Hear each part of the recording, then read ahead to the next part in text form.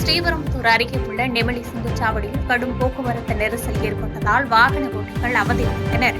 பொங்கலை ஒட்டி தொடர் விடுமுறையால் சென்னை மற்றும் அதன் சுற்றுவட்டார பகுதியில் தங்கி வேலை செய்யும் பல்வேறு மாவட்டங்களைச் சேர்ந்தவர்கள் தங்களது சொந்த ஊர்களுக்கு படையெடுக்க தொடங்கியுள்ளனர். இதனால் கடும் போக்குவரத்து நெரிசல் ஏற்பட்டு ஸ்ரீபெரும்புதூர் அருகே உள்ள சுங்கச்சாவடியில் சுமார் 3 கிலோமீட்டர் தூரம் வாகனங்கள் அணிவகுத்து நின்று ஊர்ந்து சென்றது. இதனால் வாகன ஓட்டிகள் மற்றும் பேருந்து பயணிகள் சிரமமடைந்தனர்.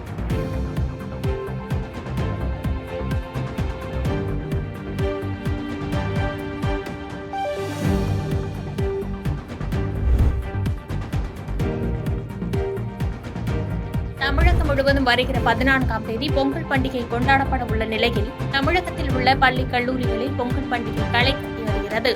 அதன் ஒரு பகுதியாக புதுக்கோட்டை கலைஞர் கருணாநிதி அரசு மகளிர் கலை கல்லூரி வளாகத்தில் கல்லூரி முதல்வர் ஞான ஜோதி தலைமையில் 1000க்கும் மேற்பட்ட மாணவிகள் ஒன்றிணைந்து பேராசிரியர்களுடன் பொங்கல் வைத்து சிறப்பாக கொண்டாடினர். கல்லூரியில் தமிழ் துறை, ஆங்கிலம் உள்ளிட்ட துறைகளில் பயிலும் 13 பிரிவுகளைச் சேர்ந்த அனைத்து மாணவிகளும் பாரம்பரிய முறைப்படி புடவை அணிந்து திரைப்பட பாடல்களுக்கு நடனமாடி கொண்டாடி மகிழ்ந்தனர்.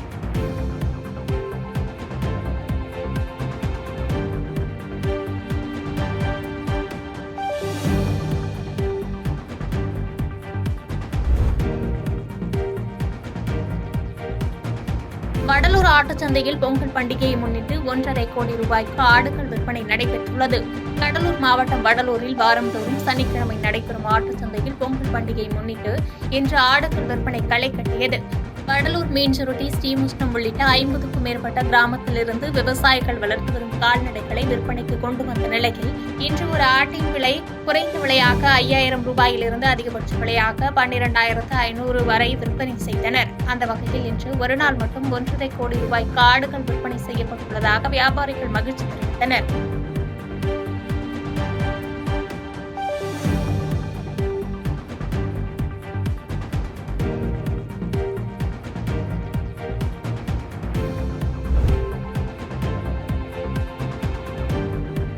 கும்மிடிப்பூண்டி அருகே அறுந்து கிடந்த மின்கம்பியை மிதித்து ஒருவர் உயிரிழந்த சம்பவம் அரங்கேறியுள்ளது.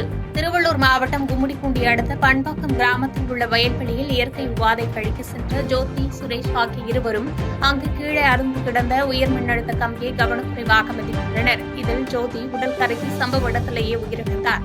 மேலும் 70% தீக்காயங்களுடன் உயிருக்கு ஆபத்தான நிலையில் சுரேஷ் மருத்துவமனையில் அனுமதிக்கப்பட்டு தீவிர சிகிச்சை பெற்று வருகிறார். இச்சம்பவம் குறித்து வழக்கு பதிவு செய்த கவரப்பட்டை போலீசார் உயிரிழந்த ஜோதியின் உடலை மீட்டு பிரேத பரிசோதனைக்காக பொன்னேரி அரசு மருத்துவமனைக்கு அனுப்பி வைத்தனர். இச்சம்பவம் பண்பாக்கம் கிராம பகுதி மக்களிடையே பெரும் சோகத்தை ஏற்படுத்தியுள்ளது.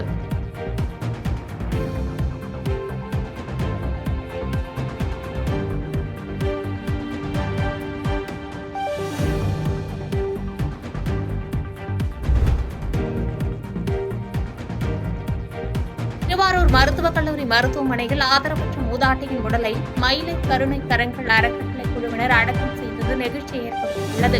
திருவாரூர் மருத்துவக் கல்லூரி மருத்துவமனையில் பெரம்பூர் கிளியனூரை சேர்ந்த ஆதரவற்ற 70 வயது மதிக்கத்தக்க மூதாட்டி ஒருவர் உடல்நலக் குறைவால் அனுமதிக்கப்பட்டு சிகிச்சை பெற்று வந்த நிலையில் சிகிச்சை பலனின்றி உயிரிழந்தார்.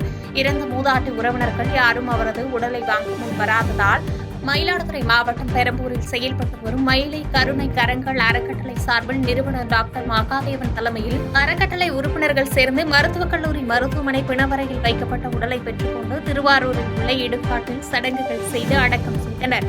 மேலும் இதேபோன்று 67 ஆதரவற்ற இறந்த உடல்களை பெற்று அறக்கட்டளை குழுவினர் அடக்கம் செய்துள்ளது குறிப்பிடத்தக்கது. விவரமுள்ள மக்களுக்கு உணவுகள் வழங்குவது, ஆதரவற்ற நிலையில் இருக்கிறவங்களுக்கு உடல்நலம் சரியில்லைன்னா அழைச்சிட்டு போய் மருத்துவத்தில் சேர்த்து மறுவாழ்வு அழைச்சிட்டு வரோம். அந்த வகையில் ஒரு 20 நாளைக்கு முன்னாடி மயிலாடுதுறை மாவட்டம் கிளியனூர் ஒரு பாட்டியம்மா உடல்நலம் சரியில்லாமல் இருந்தாங்களே, அவங்கள மீட்டு எடுத்துகிட்டு போய் மயிலாடுதுறை அரசு மருத்துவமனையில் சேர்த்தோம். அங்கே மருத்துவம் பார்க்க முடியாத காரணத்தினால் திருவாரூர் மாவட்டம் மெடிக்கல் காலேஜில் வந்து சேர்த்தோம். அவங்க ஒரு 15 நாள் ட்ரீட்மெண்ட்டில் இருந்தாங்க. மிகவும் உடல்நலம் சரியில்லாமல் அவங்க இப்போது இறந்துட்டாங்க. அவங்க இறந்தது ரொம்ப வருத்தமான ஒரு விஷயம். இன்னொரு விஷயம் என்னென்னா, அந்த பாட்டியம்மாவுடைய மகன்களையும் அவங்க உறவினர்களையும் தேடி எவ்வளோ தேடியும் கிடைக்கல. கடைசி காலத்தில் அவங்களுக்கு நாங்கள் மகளாக இருந்து இன்னைக்கு வந்து நல்லடக்கம் பண்ணியிருக்கோம். இந்த ஆத்மா சாந்தியடைய எல்லாம் அல்ல இறைவனை வேண்டிக் கொள்வோம். பாதகம் செய்பவரை கண்டால் நாம் பயம் கொள்ளலாகாது பாப்பா. மோதி மிதித்து விடு பாப்பா, அவர் முகத்தில் உமிழ்ந்து விடு பாப்பா. அண்மை செய்திகளை உடனுக்குடன் தெரிந்து கொள்ள இணைந்திருங்கள் எம் நாடு தொலைக்காட்சியுடன்.